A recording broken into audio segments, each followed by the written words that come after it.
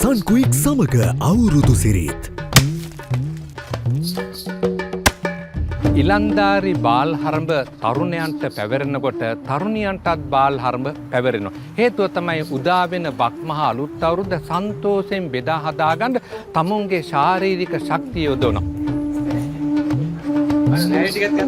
මේ පිරිස තනිපංගලම නෙමේ සාමූහිකව මේ බාල් හරඹ කරන්නේ. බොහෝ වෙලාවට මේ ඉලන්දාරි කෙහෙකම් බලදානවන් දුම් කරනවයි කියලා කියන්නේ දුම් ගහනවා බින් කරනවා විවිධ නම් තියෙනවන් මේ බලවල් කපලා දුම් කවුලක් තනලා ඊට පස්සේ අමු කෙහෙකම් තියලා මේකට බිලින් කොළ කැප්පිටිය කොළ වගේ දේවල් දාලා බල බහලා දුම් ගහන්න ඕනේ වරුවක් දෙවරුවක් දුම් ගහලා කෙහෙකම් ඉදව ගන්න.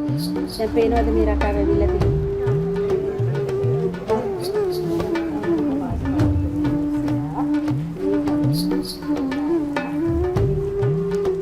තරුණියන්ගේ බාල් හරඹ අතර තියෙනවා ගෙවල් සරසගන්න අලුත් අවුරුද්ද නිසා කරල් පැදුරු තනා ගැනීමේ පිළිවෙත.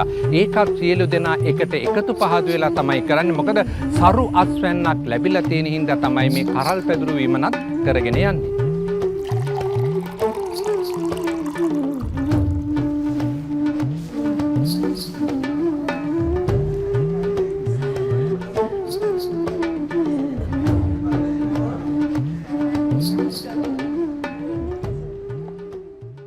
මේ තෑග්ග අම්මලට දෙන්න. මම දුන්නේ කියන්න. පරිස්සමෙන් ගිහින් කියන්න. සන්කුයික් තෑගි දෙන ශාස්ත්‍රය.